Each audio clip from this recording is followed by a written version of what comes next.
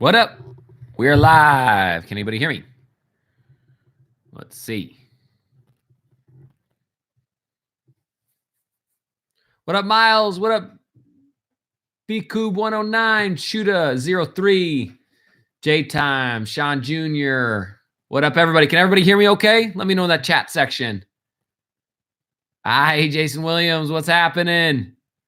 Balling every day. Gavin. Oh, man. You guys are awesome. Flooding in. I'm sorry I can't say hey to everybody. It's moving so fast I can't even really read it. So my apologies if I missed you. I'm going to hit go live on Instagram as well. That way we're going to have a little two for live.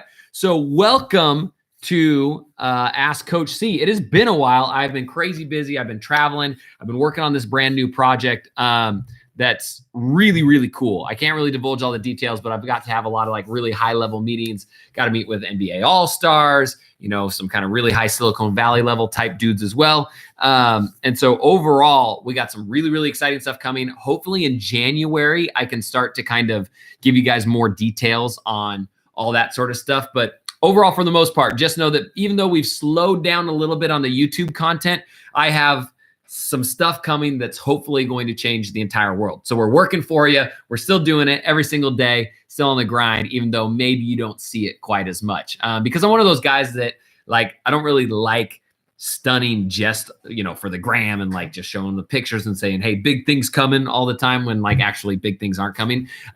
So we're going to let our actions speak for us. So stay tuned. Now that I just said big things coming, I'm going to sound like an idiot, but big things are coming. All right. So, hey, welcome to another episode of Ask Coach C. I've got my Instagram livers down here on the bottom. I've got my YouTube livers up on the top. And first of all, let me just start. It's Thanksgiving weekend, and I am incredibly thankful for every single one of you guys that has helped make Shot Mechanics become what it is, right? I started this thing as just kind of like a little side business, a little side dream. I used to be a high school teacher and coach. And really, I wanted to make Shot Mechanics because I wanted to help as many players in the world as I could have more confidence and shoot the ball better and really kind of have a passion for the game like I have. Because I felt like there just wasn't that right type of positivity and right type of teaching out there. So, really big thanks to you guys for helping making it what it is today and allowing us to do, some really, really cool stuff. So much appreciated. Now, with that being said, keep an eye out because on Friday, we are bringing back our world famous Black Friday sale. And what I have planned for you guys, if you want to kind of get that premium level training, is super exciting. We're probably going to be offering somewhere around $1,600 in training discounts. So if you're interested, if you want to take your game to the next level, if you're wanting to start training with me personally and kind of our team over here at Shot Mechanics, keep an eye out because on Friday, I'm going to be dropping stuff all over social media. It's going to be huge. So keep an eye out. But now, light those comments up down below and let's start asking some questions because nobody wants to just sit here and listen to me yak for an hour and a half, right? You guys want to learn some stuff. So let's see what else we got. Should a 14-year-old be drinking protein shakes? J-Time3 on YouTube wants to know. 14's probably right on that cusp where you want to start working on your body from a physical standpoint. One mistake that a lot of people make is that they might start lifting way too early and way too heavy. I don't think it's necessarily, you have to start drinking protein shakes at 14, but if you're starting to do stuff like weightlifting or even body weight stuff, a protein shake can definitely help out because again, protein refuels your muscles. And if done correctly, that's probably about the good time to start doing it. 14, 15, 16, somewhere in there. I have one of my clients, Trayvon Duval, who you guys might remember who played at Duke last year. I was talking to his dad one time who was kind of in charge of all of his strength conditioning and stuff growing up. And he mentioned that he only had Trayvon doing body weight stuff pretty much all through high school. So he was doing, push-ups, pull-ups, squats, burpees, all that sort of stuff. This gets kind of more body weight. And he's one of the most explosive players ever out of high school. So it's the type of thing where I don't think you have to take protein shakes, but if you're doing something like lifting or body weight exercises, you probably want to just to maximize it. But good question. All right. So Jeffrey Hernandez says, what is the shooting form you should use if you are 12 years old? Good question. So I get this question a lot. And basically everybody's form is going to be a little different, but there's a few things that especially younger players like under 15 should probably do that they don't most of the time. Key number one that I would say is try to load the ball lower, right? So when you're getting ready to start your shot, try to start it down more by your hips or by your thigh.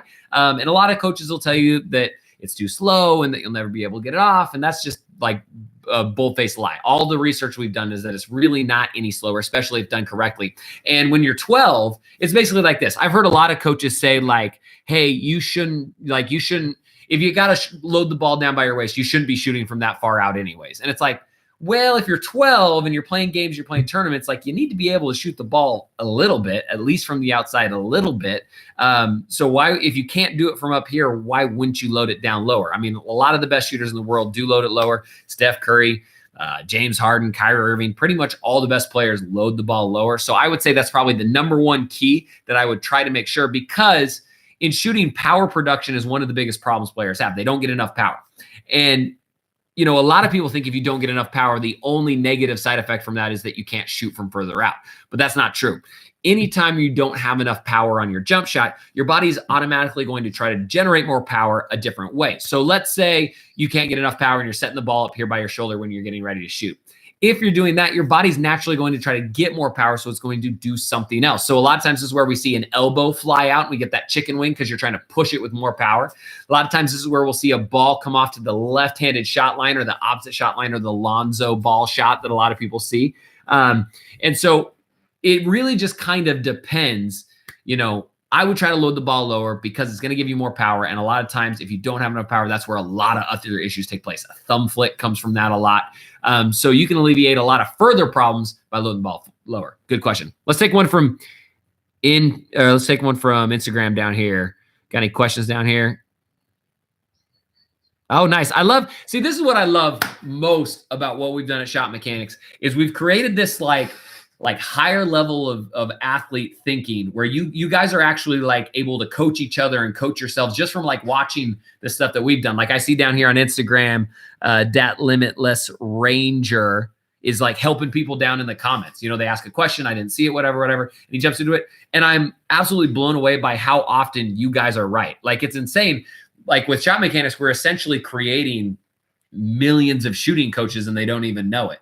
So this is really cool. I'm interested to see, in the next 20 years, like how many of you guys end up being shooting coaches. It's probably going to be more than we even think. So good question. All right, next one from Okay. Oh, good question from Jose Umananzor. Sorry, I'm trying to read these and also the chat's going fast, so I start losing them. So he wants to know, how do you defend somebody if they're faster than you? This is a good question. Now, I had a tore back, like I tore this big back muscle in high school back here. And so I ended up, my senior year of high school, I was actually like one of the slowest players on the team. I played point guard, but I was still like the second slowest dude in a foot race. And so one thing that I found out after guarding really, really fast players, because a lot of times I had to guard the fast point guard on the other end, is that there's a few things you need to do. Number one, you need to give them a bigger cushion than you think you need to. Now, just the way most players work is most players aren't that great of outside shooters. Now, if you've got if you got a sniper that you're guarding, you got to push up, you got to run them off the line. But most of the time, if players are really, really fast, especially if you're younger, they haven't worked on their outside game as much. And so it's actually a little bit of a weakness. So for a lot of guys, what I would do is I would give them a cushion or paint the chest, as we like to call it, meaning you're giving enough space that you can paint their chest with your fingertips. That way you've got a cushion to react, and that way you're not just allowing them, kind of free reign. Now, a mistake that a lot of players make is they might back off too far from that, like further than that chest length. And then what ends up happening is they can get kind of like a downhill run at you and then use their speed to their advantage even more. So it's really kind of, it's about getting close enough, but not too close, right? And then after that, you want to kind of go player to player, depending on what their best skill is. You want to make them not do that, and then you want to make them, or you want to not let them do that, and then you want to make them do their worst skill. So if somebody's not that great of an outside shooter, dare them to shoot, right? Get inside of their head. There's some kind of confidence that's going to be lacking on their part. If they're a great shooter, got to get up on them, run them off the line. So if they're using their speed and explosiveness, I would give a little bit of a cushion, and then that way that's going to help you. Next question.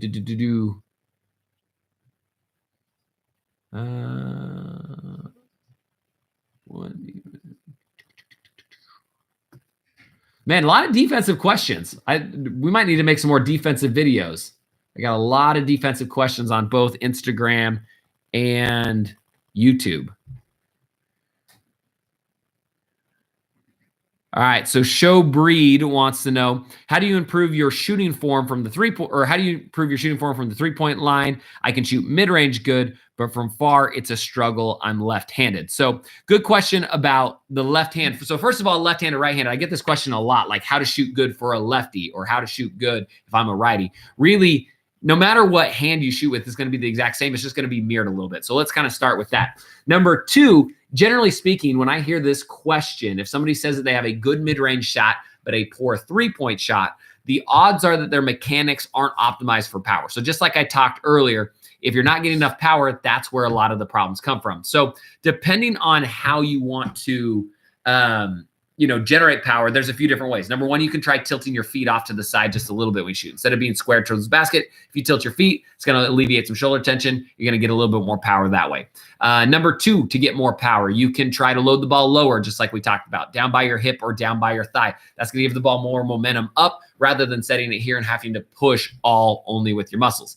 Number three, there's three. If you want to get more power, a lot of times power comes from your feet. So the biggest tip that I see over and over and over again that helps players, especially younger players, is if you stick your toes into the ground and keep your heels off the ground, you can get a bunch of extra power without changing anything else on your shot. So a lot of players have a habit of when they're getting ready to shoot, they'll plant their heel into the ground and then roll their foot onto their toe. They'll plant their heel, roll it onto their toe. And by doing that, anytime you plant your heel, the ground sucks your energy. And when you roll, it's really hard to regather that energy. Think about it like you're jumping off of a diving board, right? Like at a swimming pool. If you're jumping off a diving board, you're keeping your heels off the ground. And so your body can act like a natural springboard to spring up into your shot. And what you'll notice is that momentum starts lower in your body and transfers all the way through and into the basketball. So like go onto YouTube, freeze frame a bunch of footage, and you'll notice that pretty much every single, great shooter, most of the time will stick their toe into the ground, keep their heel off of it. Now,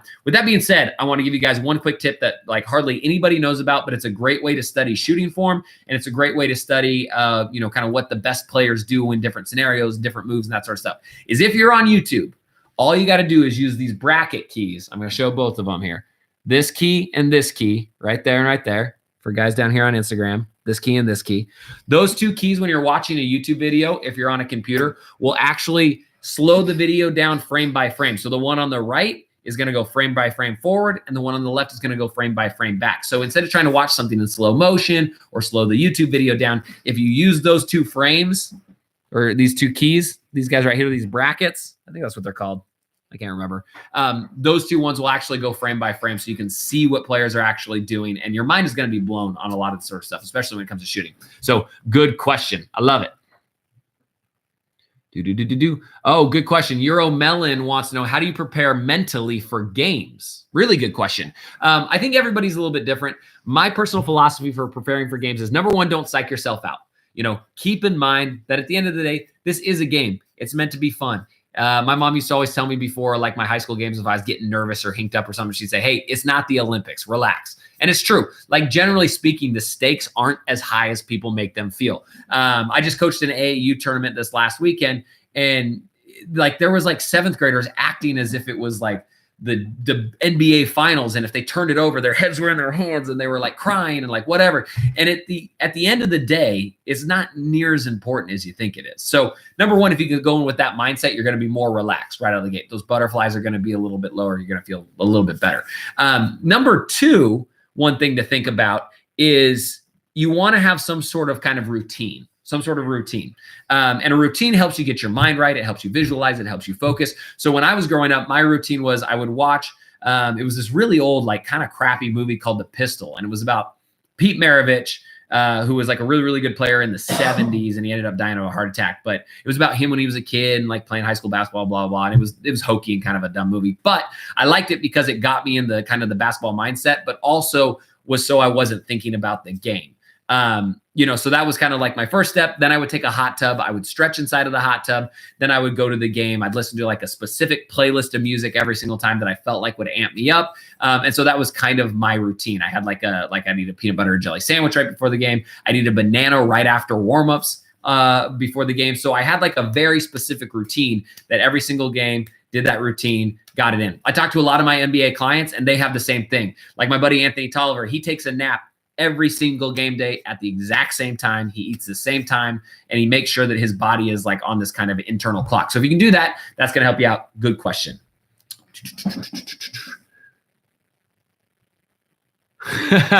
A truth speaker says, are you aware that the NBA is a script and full of nothing but actors on the court who are intentionally missing shots and turning the ball over to help Vegas steal people's money?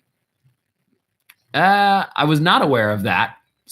It's still don't know if that's true. I'm going to lean towards probably not. I know a lot of these guys, and they're a little too competitive to have that be the case. Anthony Toller is nothing but an actor, in case you didn't know. He's fooling you, my man. That's funny. I love it. You guys are classic. All right, so Cool Kid Jackson wants to know 1-2 step or hop step. Now he's referring to shooting, right? Either going with a 1-2 step or planting both feet into the ground at the same time. Now this is the thing. I get a lot of shooting coaches and a lot of trainers that like try to argue with this with each other and with me and like everything.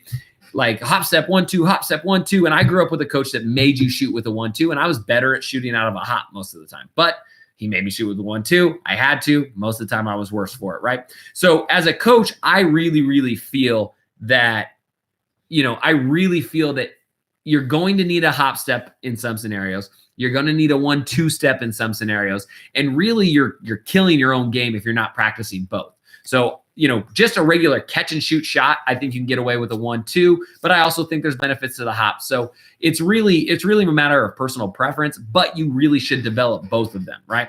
I was a much less dynamic player in high school when my coach made me shoot with a 1-2 than if I would have had both options. And what I find a lot of the times with players is that they're going to prefer one going one direction or other. So like a lot of players will like a 1-2 if they're going to their right-hand side, and they might like a hop going to their left-hand side. So if you only practice 1-2, 1-2, 1-2, you're only going to be optimized for 1-2, and you're not going to be, kind of maximizing as much as you can. So that's kind of a trick question, hop or 1-2. It's got to be both, in my opinion. If you're not practicing both, the joke's on you.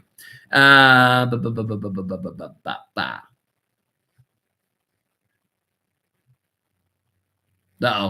Comment blocked. Somebody's over here talking greasy. Oh, good question here. We got a new coach and he doesn't like the fancy stuff, but I like flashier stuff. Our old coach liked it. How do I impress our new coach? Please reply. That's from Shaking Hawk Gaming. That's a good question. Coaches are very one thing you need to realize is you need to kind of get in the mindset of kind of traditional coaches. Most of them don't like fancy stuff. Most of them don't like the kind of Instagram flash generation that we're in, even though that's just kind of the way the world works. So what I would do is I would use what I call functional flash. Functional flash. Don't do things just for the sake of being flashy. Do things that are flashy if they need to be done. Like for an example, throwing a behind the back pass, right? You can throw a behind the back pass, but only if it needs to be a behind the back pass. If you can get it there some other way that's just effective, don't throw the behind the back pass. So really only use the flash if it, number one, benefits you, and number two, there's not something else that you can do. So if you watch a lot of kind of the flashier players, guys like Kyrie Irving or like even White Chocolate Jason Williams back in the day, I saw him in the chats over here somewhere. If you can use some functional flash, it gets the crowd excited, gets your team excited. And a lot of times if it's actually serving a purpose, your coach isn't going to be super mad about it. Tyshawn Breland, purchase the programs. The program helped my son become the starting point guard on his middle school team as a sixth grader. Love you, my brother. Hey, thank you so much. One of our OG supporters, and his boy can ball too. I see you posting the updates on Facebook and everything. Keep killing, brother. Let's see here. What else we got here? You have a really good haircut. Okay, David. Okay. I like that. In fact, I was just telling Jake that Jake's our video editor. He's over here. Say hey, Jake. I guess. There he is. Jake's hard at work over on the other side. I was just telling Jake, I thought I got kind of like a hack job. It's like kind of long in the back here. It looks like a rooster tail when I get out of the shower. So, it looks okay when it's gelled up, but I appreciate the compliment. They're always well received. A lot of times, I mean, you would not believe some of the comments I get on YouTube and Instagram. A little hate here and there, but no big deal. One thing I wanted to show you guys super quickly. Check this cool thing out. Boom. I got a locker from my guys over at East Bay just the other day. They sent it to me. Let's see what's inside of this bad boy.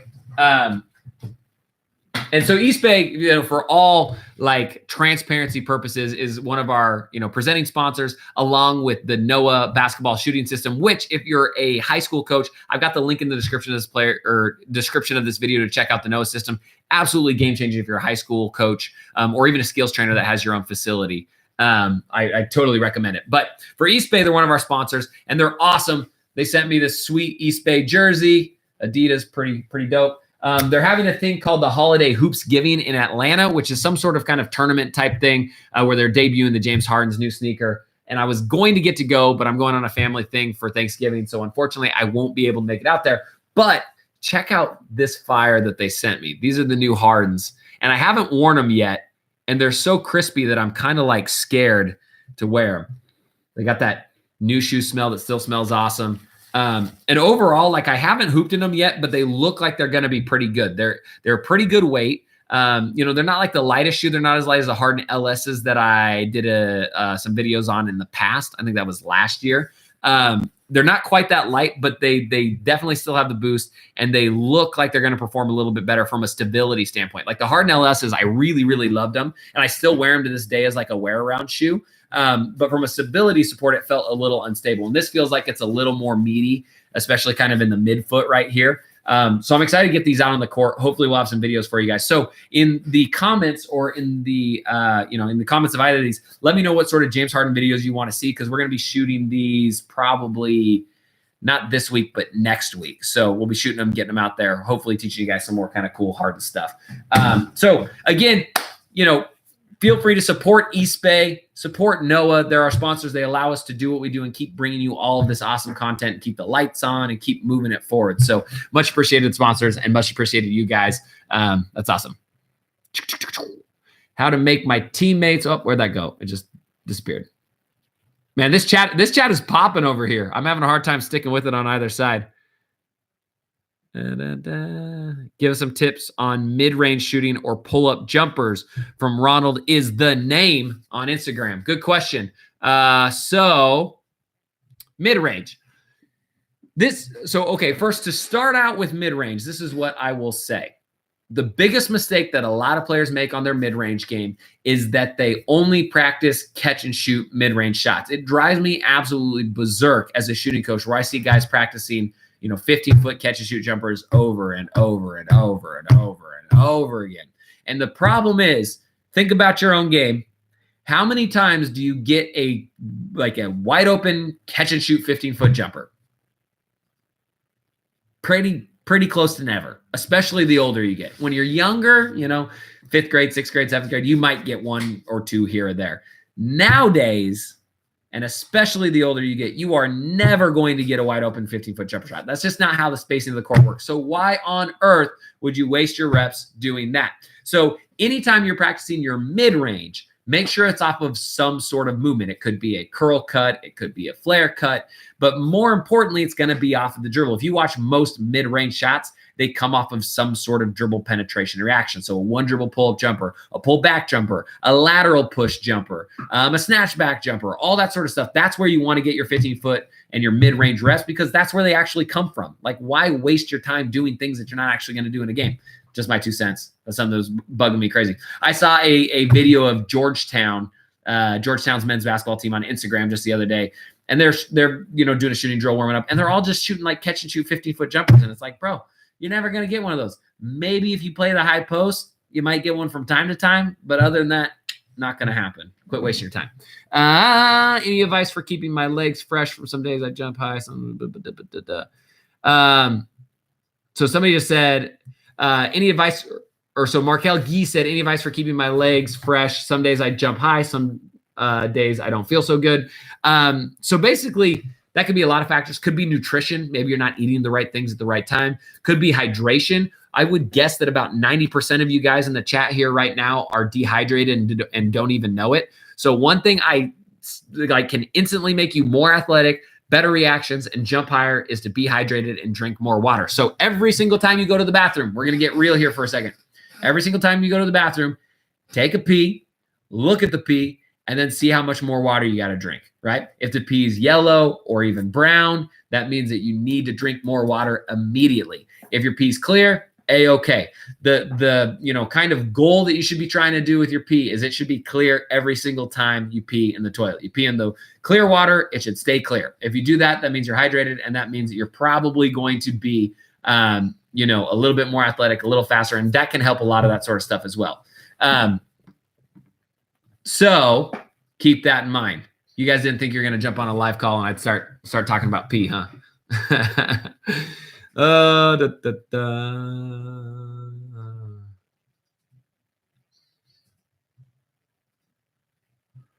All right.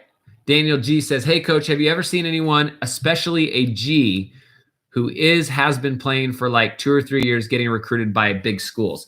Yeah, so I mean, you see this quite a bit, especially from like foreign players. So like Joel Embiid, when he was recruited to Kansas, I think he'd only been playing organized basketball for like 2 years, maybe 3. So yeah, it definitely happens, especially from like overseas players that maybe, don't have a ton of access to basketball courts and that sort of thing. So it's definitely not out of the realm of possibility if you're a late bloomer or somebody who came to the sport late to be recruited at a high level. It's getting harder and harder because the competition is getting harder and harder. But for the most part, it can be done, not something you see all the time. Somebody said, try humming while holding your nose. I don't know what that's an answer to, but I'm interested in it now. Somebody said, can I make the NBA international? Absolutely. There's a ton of international players in the NBA. Look at Luka Doncic. He's probably, I think he's probably the rookie of the year at this point in time so far. And he's an international player. It's just all about kind of the right channels to get there. All right, big man dribbling. Good question from Alak Daz. So big man dribbles, just do the same thing as guard dribbles, right? The thing that I always try to have my big men do is do the exact same drills and the exact same training that guards are going to do. Because at the end of the day, if you can train your guard skills as a big man, you're going to be a really, really good big man, right? If you train just big man skills and you're a big man, you're just going to be kind of your average guy. So think about it like this. If you're like, just say a 6'9" power forward, right? If all you work on is power forward and post type skills, a power forward is all you can be. And you might be able to make D1, you might be D2, et cetera, so forth. If you're a 6'9" player that has power forward skills, but also plays like a guard, you can shoot from the outside, you have a little bit of a handle. All of a sudden, now your ceiling gets a lot higher. Now maybe you're in the NBA or going to play professionally overseas or something like that. It's a good question to keep in mind. Anthony Favre says, do you ever work with wheelchair basketball athletes? I haven't, but I would love to. I just haven't had that opportunity come up. But that sounds like something super cool.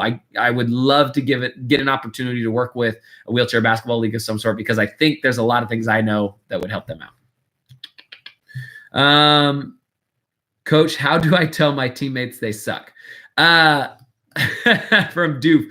I would start by not telling your teammates they suck.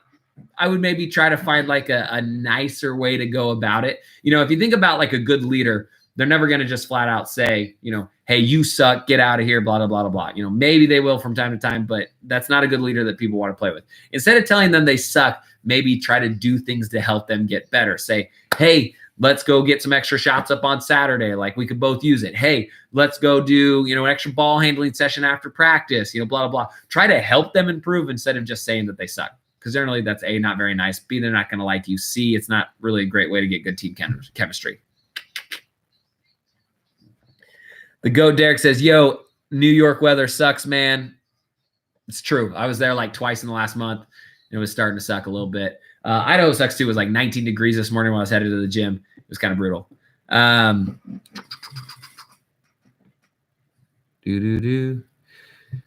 Abdul wants to say, is vert shot good? I have no idea. I've never been inside the program. I've seen stuff for it before, but I have no clue to tell you, unfortunately. So sorry. Come to Spain. I do need to do some sort of kind of international tour because I got a lot of you guys. In fact, in the comments, Instagram and YouTube, drop it right now what country you're from, or if you're in the United States, what state you're in, just so I can kind of see where everybody's at here. Sweden, England,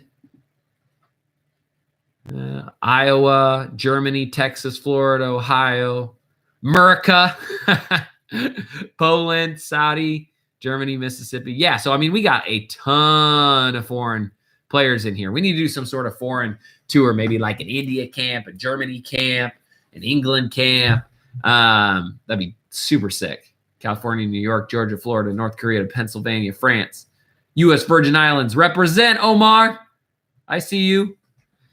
We got here Liverpool, Bosnia. Okay. Georgia, Spain, Louisiana, England. Man, y'all are about it. This is sick. It's insane that so many people all over the world can connect in the internet nowadays. What a time to be alive. Nigeria. Ooh, Shot Mechanics Africa. We got to make that happen. Cali. Dope. All right. What time are we at? 31 minutes. It's 12:20. I got to get ready to go. I got to pack. I'm getting ready to head home for Thanksgiving and all that sort of stuff. But hey, don't forget to show our sponsor some love. Link in the description down below for a free Noah Shooting Academy. Basically, I got a bunch of free shooting drills and some team shooting drills that you guys can get for free. Link down there. And then also East Bay. If you go to my Instagram account, so if you go to @ShotMechanics, you guys down here are already there. But if you go there, check out my post. I think it was like maybe 2 posts ago or something like that. East Bay is doing a free shoe giveaway called Share the Heat. So go to the East Bay page. It's @official East Bay, and check them out because they're doing some cool free shoe giveaways. And I'm actually going to be a judge in who wins some of those shoes. So go check out @official East Bay on Instagram. Enter the shoe giveaway on the Share the Heat contest, and hopefully I will see you there, and hopefully you win the heat. Again, sorry if I didn't answer everybody's questions. I see people on YouTube freaking out that I didn't answer their questions. I'm really, really sorry. There's so many of you guys, and there's so many questions, and I just don't have the time. So hopefully I can make a video to help you guys down the line. Again, I love you guys. Thanks for watching, and until next time, splash on. And now we got Aquila to sit here while I end the streams. Bye.